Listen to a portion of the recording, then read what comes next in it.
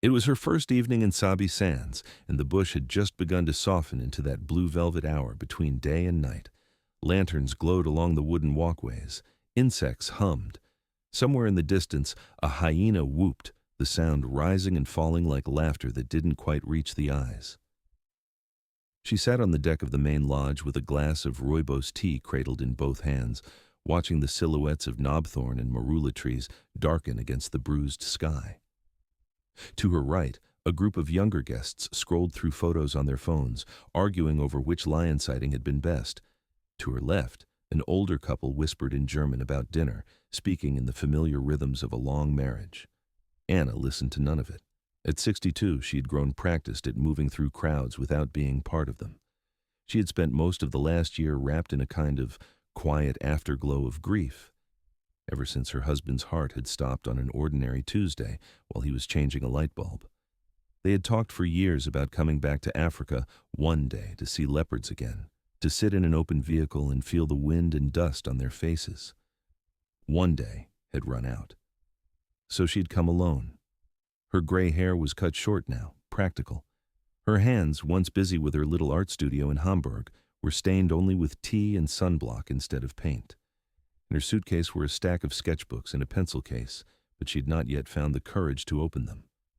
The head guide, a tall man named Marius with a sun-browned face and eyes that missed nothing, leaned on the railing nearby, talking softly to a group of guests. "And if we're very lucky," he was saying, "we might find her tracks again in the morning."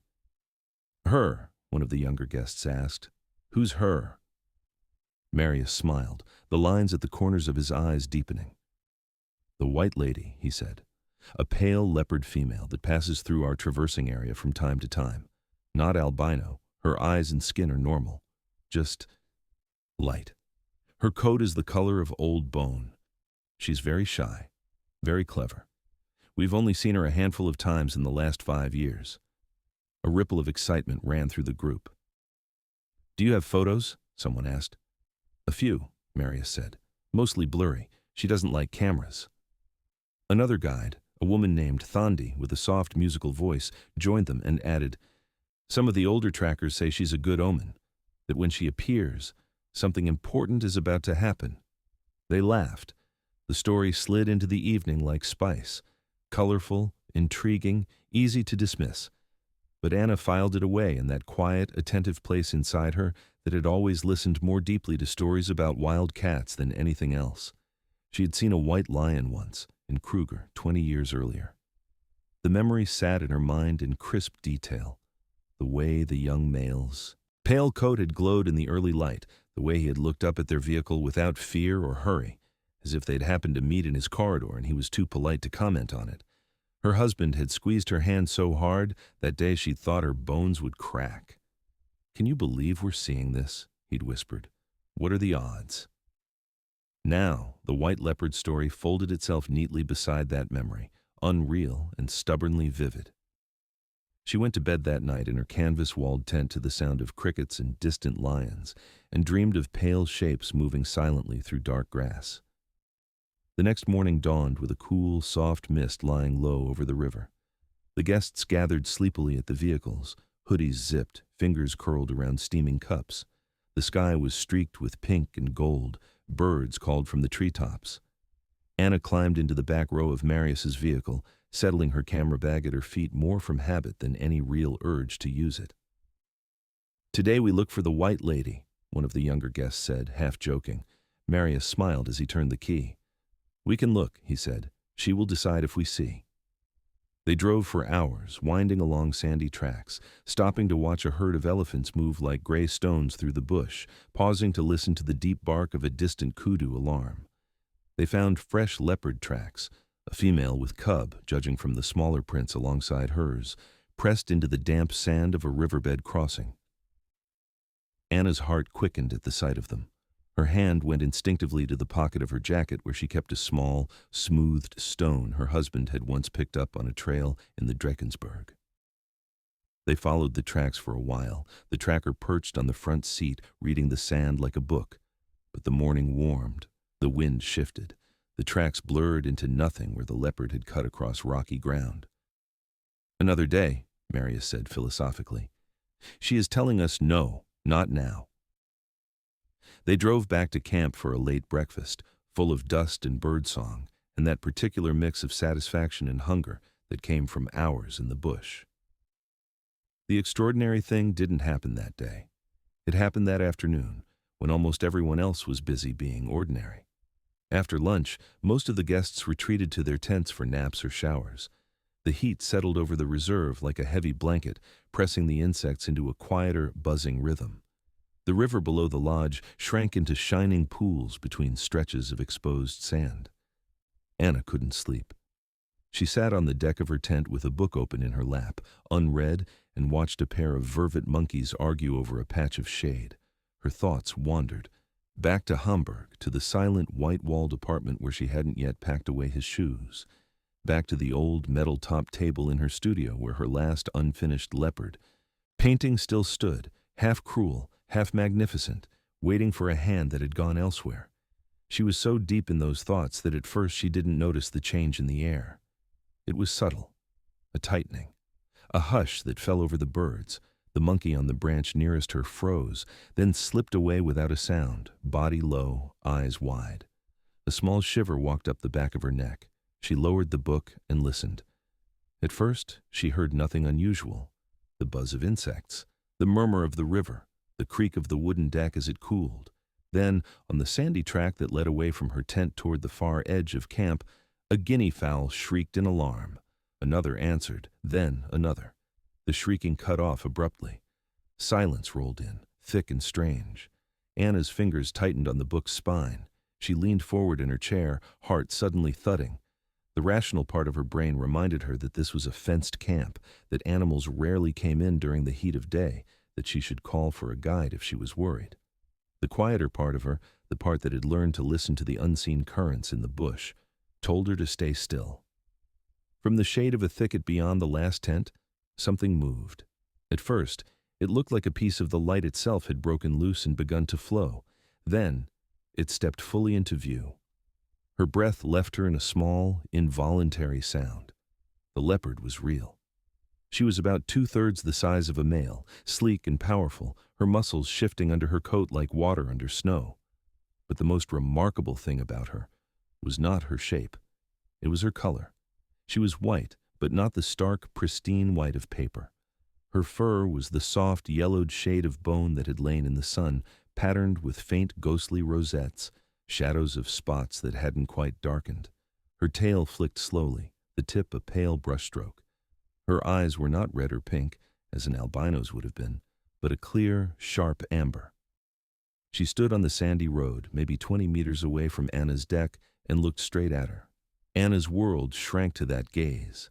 Her heart hammered so hard it felt like it might shake her ribs apart. Her mouth went dry.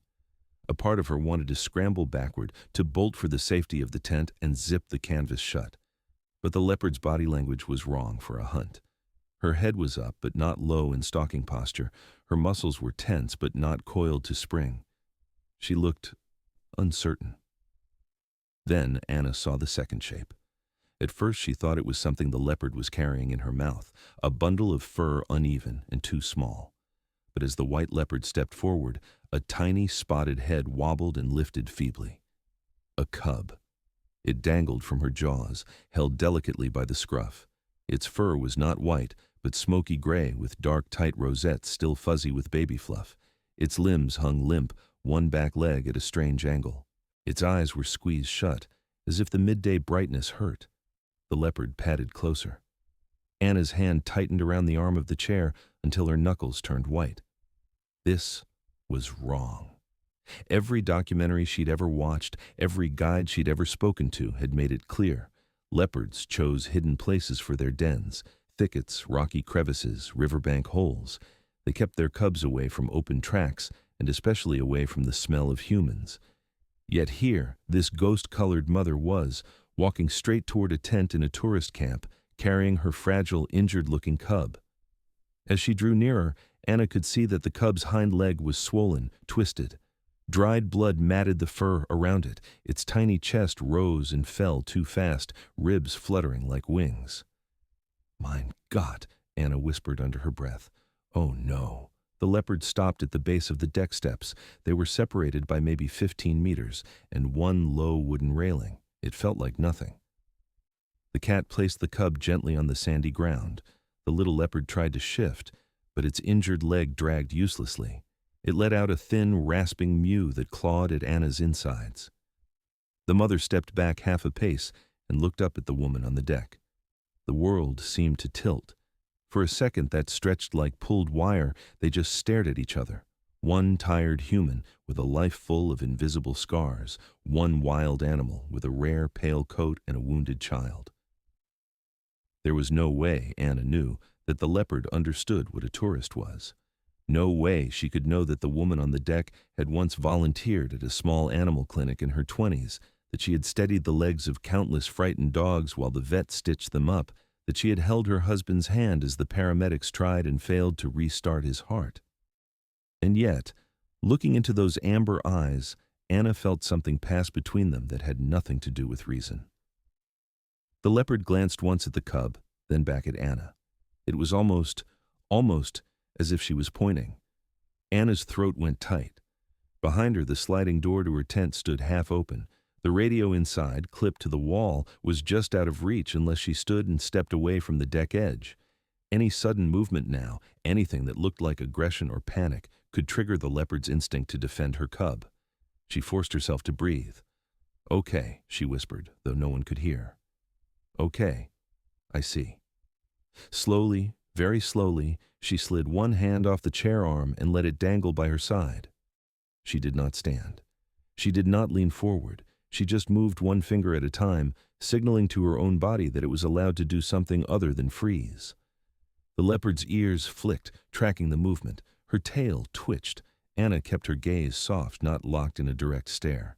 In a voice barely louder than the sighing of the river, she said, "I'm going to call someone who can help. Please, don't go." It was ridiculous. She knew this, but the words made her feel less like she was being torn in half between instinct and responsibility. In one slow, practiced motion, she shifted her weight forward as if she were simply twisting in her seat to reach the table beside her. Her hand found the edge of the table, then the cool plastic of the radio lying there, left by housekeeping, thank God, after morning cleaning. The leopard's muscles tensed, but she did not move. Anna brought the radio to her chest, thumb finding the call button by feel. Her voice, when she spoke into it, was surprisingly steady. "Thandy," she whispered. "Thandy, can you hear me?" Static, then, "Yes, Anna, I'm here. What's wrong?" "There is a leopard," Anna said, still soft. She could feel the absurdity of her understatement even as she said it. "A white leopard. She's at my tent with a cub. The cub is hurt." Silence. Then the sudden sharp edge of attention in the guide's voice. "Inside the camp?" Thandi asked. "You're sure?" "Yes," Anna said. "Just below my deck. I'm looking at her now." "Stay where you are," Thandi said immediately. "Do not run. Do not go down. We are coming. Can you see if the cub is breathing?" Anna's eyes flicked to the small, sprawled body on the sand. "Yes," she breathed, "but not well." "We're on our way," came the reply. "Stay with them." The radio clicked off. Stay with them, as if she had a choice. She watched. The mother leopard shifted her weight from one paw to the other, restless, torn between some primal urge to pick up her cub and vanish, and whatever strange instinct had brought her to the edge of this human-smelling place in the first place. The cub mewed again, weakly. Almost without thinking, Anna leaned forward, elbows on her knees, hands curled loosely.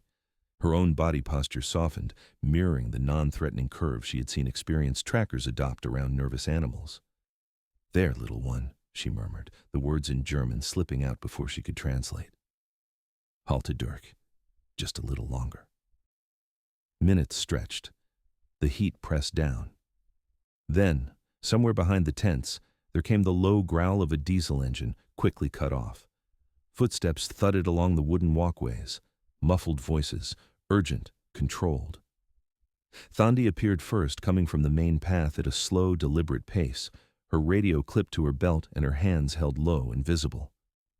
Behind her came Marius and a third ranger, both carrying rifles held not at the shoulder but angled downward, a last resort rather than a threat. From the side path, Moving with the efficient grace of someone who had run while thinking ahead, came a fourth figure. A woman in khaki trousers and a blue shirt carrying a hard plastic case. The vet, Anna realized. The white leopard's head snapped toward them. She tucked her body low, placing herself halfway between the approaching humans and her cub. Her lips peeled back in a low, warning growl that made goosebumps rise along Anna's arms. Thandi stopped several meters away, hands open. Her voice, when she spoke, was incredibly soft. "Sawubona, Sisi," she said, the Zulu greeting carrying a deeper nuance. "I see you. We see your baby. We want to help, not hurt." The leopard's tail lashed once. She looked from the guides to Anna, then back again. It was impossible not to read that as calculation. The vet knelt slowly, setting her case on the ground.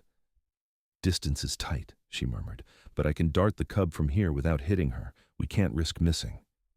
"You're sure it's safe for you?" Marius asked quietly.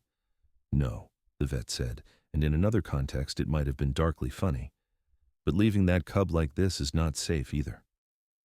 Anna's heart hammered as she watched them coordinate, her own body still locked on the deck like a held breath. She found herself speaking again, this time in English. "Look at me," she whispered. Whether by coincidence or something stranger, the white leopard's gaze flicked up to meet hers. Anna felt pinned again, held by those amber eyes. "Please," she said, "let them help." She knew she sounded ridiculous. She didn't care. For a long, suspended heartbeat, the mother leopard held her stare. Then, as if some invisible thread had loosened in her, she stepped sideways just far enough that the cub lay clear in the open, tiny flank rising and falling. It was not a big movement. It felt like the world had tipped. The vet moved with quiet, professional speed. She lifted the dart gun, aimed low, and fired. The soft thwip made Anna flinch. The dart struck the cub's hindquarters, embedding in the muscle with a little shudder. The mother leopard snarled, a sound full of alarm and anger. Her body bunched, Anna's own body tensed, certain that this was the moment everything would explode into claws and chaos. Thandi spoke over the snarl, rapid and low. "Easy, Sisi. It's just a sting. Look, your baby is still here, still breathing." The sedative worked quickly on such a small body. Within 2 minutes, the cub's ragged movements stilled into a soft, even rise and fall of the chest. The tension in its limbs eased. The white leopard paced in a tight arc, 3 steps to the left, 3 to the right, tail lashing, mouth open in a silent pant. "Give her time," the vet whispered. "Give her a moment to see that we're not stealing it." Those were some of the longest moments of Anna's life. She felt sweat trickle down her spine. Her fingers ached from gripping the chair. Somewhere in the back of her mind, she registered that she was witnessing something almost no one ever saw. A wild leopard mother hovering on the knife edge between trust and terror. Then, slowly, the cat's pacing slowed. She stopped again near the cub, nose lowered to sniff its fur. She huffed once, twice, taking in the scent. Her gaze rose to the humans again. She did not lie down. She did not relax. But she stepped back 2 paces and sat, body coiled, eyes burning. It was, unmistakably, an invitation and a warning in one. Do what you must. Do it fast. The vet and Thandi approached together, moving as one slow, careful unit. They knelt beside the cub. The vet's gloved hands moved quickly now, her fingers both gentle and efficient, as she examined the twisted leg. Anna watched their faces. She saw the frown between the vet's brows as her fingers traced the line of bone, the quick intake of breath as she found something that made her shoulders drop slightly in relief. No complete break, maybe, but a bad dislocation and torn skin. "What happened?" Anna heard herself ask, voice hoarse. "Could be a fall," the vet murmured without looking up. "Could be she was dragged by a sibling in play and got caught in a root, a rock, or—" She gently parted the fur near the worst swelling and hissed softly. "Or a snare. Old wire. It's cut in here, look." Anna saw it then. A thin, rusty line of metal almost invisible under the fur, biting into the tender flesh just above the joint. Someone, somewhere, had strung a loop of wire in the bush just beyond the safe boundary of the lodge. The cub had found it in the worst possible way. Rage and sorrow flared together in her chest. The vet cut the old wire free, her jaw tight. "Okay, little one," she murmured. "That's done. Now we fix the rest." They cleaned the wound as best they could, flushing dirt and infection from the gash, applying antiseptic that smelled sharp even at a distance. They manipulated the joint carefully back into place, the soft pop making Anna's stomach twist. The vet wrapped the leg in a light bandage to keep it stable without constricting. Through all of this, the white leopard sat. She growled occasionally, a low, constant rumble underscoring the vet's movements. But she did not charge. She did not flee. She watched. Anna could feel the force of her attention like a physical thing. At one point, as the vet secured the last strip of bandage, the leopard turned her head without moving the rest of her body and fixed Anna with that ferocious gaze again. It felt, bizarrely, like a point of connection, some silent acknowledgement that the small, motionless human on the deck had been the one she'd chosen to approach first. When they finished, the vet stepped back, sitting in the dust for a moment, breathing hard. "That's all we can do here," she said quietly. "We can't take the cub away.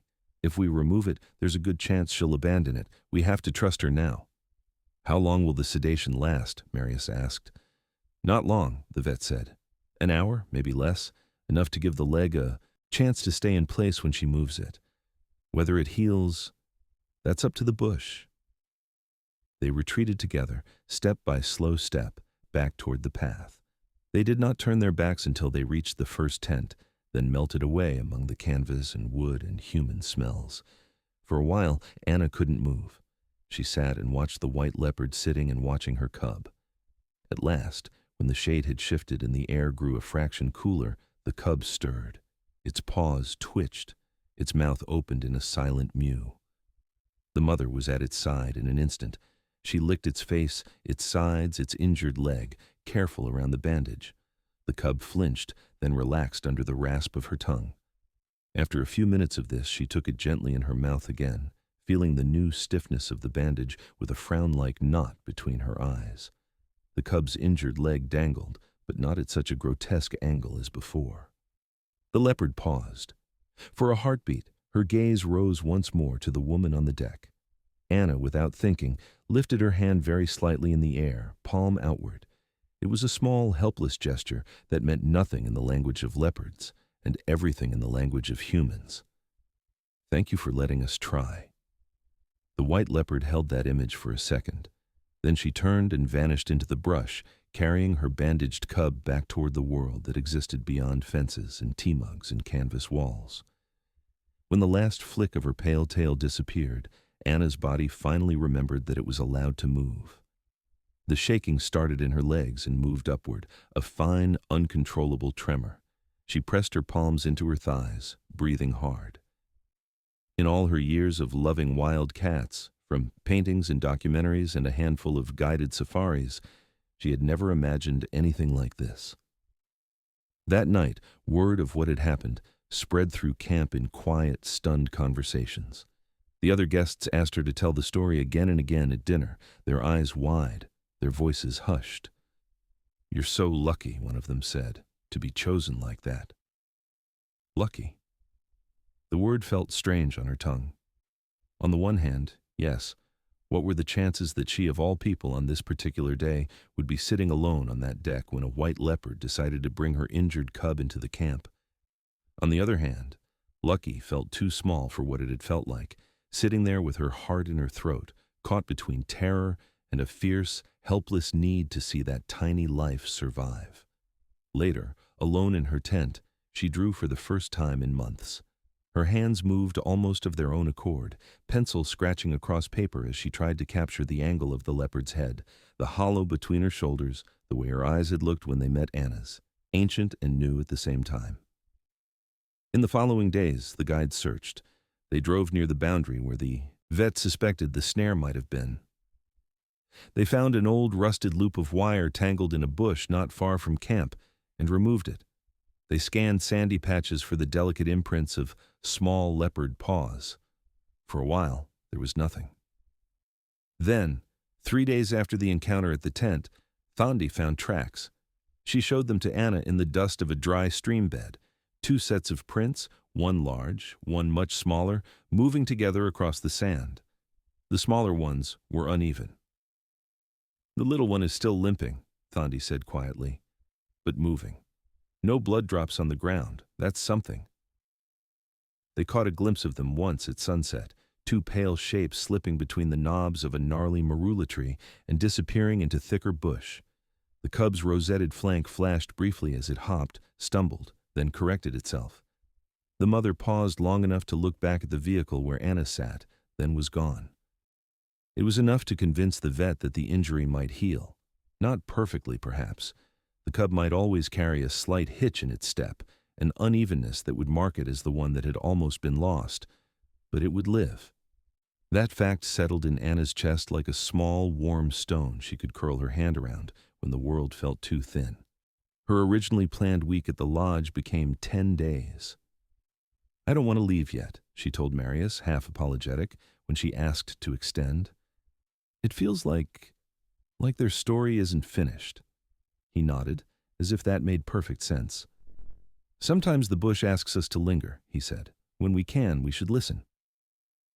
On her last evening, they drove out along a ridge that overlooked a valley bathed in molten light. Giraffes moved like slow pens in a painting along the horizon. A fish-eagle called from somewhere near the river. The air smelled of dust and subtle sweetness from unseen flowers. They didn't see the white leopard. They did see a lone hyena trotting along a game path, head low, shoulders hunched. A herd of impala gathered, tense, near a clump of bushes. A family of banded mongooses poked their heads out of their den like curious question marks. It was enough. As darkness fell and the first stars appeared, Anna felt a familiar ache press lightly against her ribs, a sense of longing and gratitude intertwined. She whispered quietly, more to the night than to anyone else, "Thank you." She wasn't sure who she was thanking. The leopard. The guides. Her husband, for the years they'd had, and the dream that had finally nudged her out of the apartment. By the time she flew back to Germany, the story of the white leopard who had brought her cub into camp was already becoming local legend among the staff. They told it to new guests as an example of how unpredictable and extraordinary the bush could be. They sometimes called the pale cat Izifo, the gift. Months rolled into seasons. Back in Hamburg, winter pressed, its gray forehead against the city, then reluctantly lifted to let spring in. In her little studio, Anna finished the painting she had abandoned, turning the half-finished still from an old leopard photo into something new, something with softer edges and a paler coat. She hung it on her wall. Sometimes, when she stood in front of it with her mug of coffee in the early morning, she felt again the rough texture of the lodge's deck under her feet, the tug of sun on her skin, the weight of a wild animal's gaze. She thought of going back often. She wasn't sure she would. Life, as she had learned, did not always honor our plans. In the end, it was not a plan that brought her back, but a letter. It arrived in the mail one damp Tuesday, its envelope smudged and slightly buckled from having traveled across continents. Inside was a printed photograph and a note from Thandi. The photo showed a tree, a broad, gnarled jackalberry with roots like knotted hands gripping the earth. Draped along one of its lower branches, staring straight into the camera with lazy disdain, was a white leopard. Next to her, pressed close, was a nearly grown cub with smoky rosettes and a faint unevenness in the way it lay, as if one leg still carried the memory of an old wound. At the base of the tree, peering up, were two smaller shapes. Cubs. Tiny, wide-eyed, their spots still blurred, their bodies half hidden by shadow. In the note, Thandi had written, she made it. And she has more babies now. One of the new cubs is pale like her. We thought you'd want to know. You should come see them if you can. They visit near camp sometimes. It feels like they remember. Anna booked her flight the next day. This time, when she landed in the little airstrip near the reserve and smelled that mix of dust and heat and plant resin, her chest filled not with raw grief, but with something closer to anticipation. She was older now. The flight had made her joints protest. Her hair had more silver than gray in it. But as the lodge vehicle bumped along the familiar track, as the bush unfolded around her in layers of green and gold, she felt more alive than she had in months. The staff greeted her like an aunt returning for a family visit. "You came back," Marius said, grinning. "Good. The white lady has been asking for you." He was joking, of course, wasn't he? The first 2 days passed in a blur of sightings that would have made any other safari guest ecstatic. Lions on a buffalo kill, a rhino mother and calf at a waterhole, a tower of giraffes threading their way through thorn trees. But always, at the back of Anna's mind, was the pale leopard. The unbelievable part of her story didn't happen on a game drive, though. It happened, again, at the edge of the ordinary. On the third afternoon, the heat was brutal. Even the wind felt tired. Most of the guests napped, lulled by full stomachs and the hum of fans. Anna couldn't. She sat once more on the deck of her tent, this time with a sketchbook open on her knees, trying to capture the line of a distant hill against the washed-out sky. Sweat beaded at her temples. A fly buzzed near her ear. She waved it away. From the corner of her eye, she saw movement. Her pencil stilled. On the same sandy track as before, emerging from almost the same patch of bush, a pale shape stepped into the open. Time folded. The white leopard was older now. There were faint new scars along her flank. Her muscles were a bit fuller, her movements just a fraction slower with the weight of seasons. But her coat was still that impossible shade of bone, her eyes still that clear, piercing amber. She walked along the track with the easy ownership of an animal that knew every route and dip. Behind her trotted a medium-sized cub, the smoky rosetted youngster from the photograph, now almost grown. She moved with only the slightest hint of unevenness, a ghost of the old injury that had nearly cost her everything, and beside them, darting and stumbling and pausing to stare at every new shadow, came two smaller cubs. One was patterned like her older sister, spotted and golden, rosettes neat and dark. The other was white. Not quite as pale as the mother yet, its spots still a little more visible, its fur touched with baby fluff, but undeniably, unmistakably lighter than its sibling. Its rosettes were like smoke under snow. A second white leopard. Anna's breath hitched. In all her reading, she knew how rare this was, how unlikely the combination of genes needed to produce even one pale leopard, let alone two in the same family.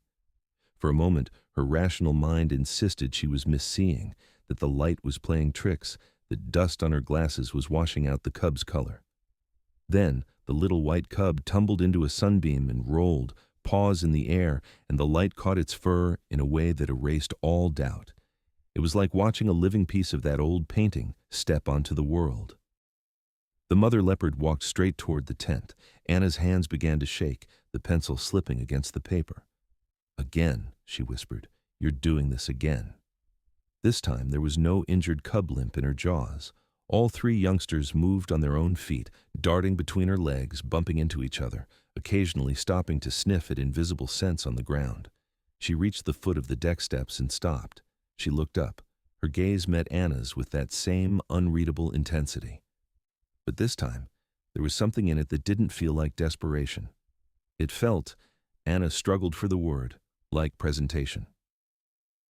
The older rosetted cub, the one they had once bandaged by the tent, paused and peered up too, head tilted. The bandaged leg of months ago had grown into a sturdy limb, the old snare scar hidden beneath fur. The two smaller cubs collided with each other, then spotted the human on the deck, and froze.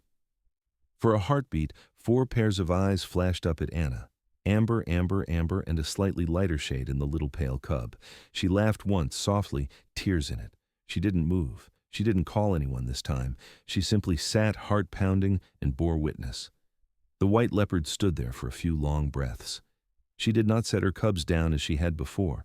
She kept them close to her legs, a living circle of spotted and pale fur. Then she did something that, later, when Anna tried to explain it to her friends back in Hamburg, made words fail her. She dropped her head in a brief, unmistakable nod. It was subtle. A shallow dip of the chin, a lowering of the eyes. To anyone else, it might have looked like nothing more than the incidental shift of a cat repositioning her weight. To Anna, whose mind still held the image of that same head bowed years ago near her injured cub, it felt like a closing of a loop. An echo. A thank you. In a language of posture and presence instead of syllables. The rosetted older cub brushed against her mother's shoulder, then took a few bold steps toward the deck, nose lifted to catch the human scent. The younger spotted cub followed, tail raised in curiosity. The little white cub stayed pressed against its mother's foreleg, peeking out with wide eyes. "That's all right," Anna whispered, voice soft and thick. You take your time. They stayed like that for a minute, maybe two. Then, as if some internal timer had gone off, the mother leopard flicked her tail and turned. The cubs wheeled with her, falling into a loose, bouncing formation as they trotted back toward the safety of the thicker brush beyond the tents. The last thing Anna saw was the pale flash of the youngest cub's tail as it chased a floating leaf, pounced, missed, and galloped after its siblings with an indignant squeak. When they were gone, she realized she was crying, not the choking, body-racking sobs that had claimed her in the first months after her husband's death. These were quieter, more astonished tears, leaking down her cheeks as if some tight knot inside her had finally loosened. She wiped them away with the back of her hand, laughing under her breath. Later, when she showed the guides her quick, trembling sketches of what she'd seen, when they found the confirms in tracks and distant glimpses, the white mother, the nearly grown rosetted daughter with a barely visible limp, the two new cubs, one pale, one golden, they shook their heads in disbelief. You know how rare this is, Marius said, running a thumb over a photograph he'd managed to capture from a vehicle a few days later. Like being struck by lightning twice in the same place. Maybe there's a reason she brings them here, Thandi said quietly. Maybe she remembers that this is where her first baby stopped hurting. Anna didn't claim to know. She only knew how it had felt both times. The first, raw, terrifying, the air thick with the possibility of death and the weight of a mother's desperate gamble. The second, quieter, no less extraordinary, the air shimmering with heat and the soft, unbelievable sight of three young leopards, one carrying the memory of an injury, one carrying the miracle of a rare coat, all of them alive, standing where their mother had once laid a broken cub at a human's feet. In the years that followed, as the story spread and took on a life of its own, people would ask Anna, sometimes after a talk she gave at a small gallery where she hung her paintings, sometimes over coffee after seeing a reproduction of the white leopard family in a magazine, what it had meant. Do you think she really brought the cub to you for help? They would say. Do you think she remembered you, bringing the new ones back? Anna would smile, the lines at the corners of her eyes deepening. I don't know what she thought, she would say honestly. I only know what she did. She came, she stayed, she led us near her baby, and then, when that baby grew and she had more, she chose to pass by the same place when I was there again. Isn't that unbelievable? They'd say. Yes, Anna would reply. And no. She had come to believe in the quiet space that grief and leopards had carved for themselves in her, that the world was full of such unbelievable things. Most of the time, humans simply moved too fast, talked too loud, and looked in the wrong direction to see them. On quiet mornings, back in Hamburg, when she stood in her studio with a brush in her hand and a canvas lit by weak northern light, she would sometimes close her eyes and smell, just for a moment, the dust and heat of Sabi sands. She would see again the pale shape on the sandy track, the small bandaged leg, the first white cub rolling in the sun, the second pale youngster peering out from behind its mother's tail. She would feel, somewhere deep in her chest, the strange, humbling sensation of being part of a story that wasn't really about her at all. It was about a white leopard who had made two impossible choices, to bring her broken baby into the human world for help, and later, to bring that baby's future back to the same place, as if to say, look what survived. Look what you helped make possible. In the great ongoing tapestry of life and death, and chance in the wild, it was the kind of small miracle that rarely made headlines.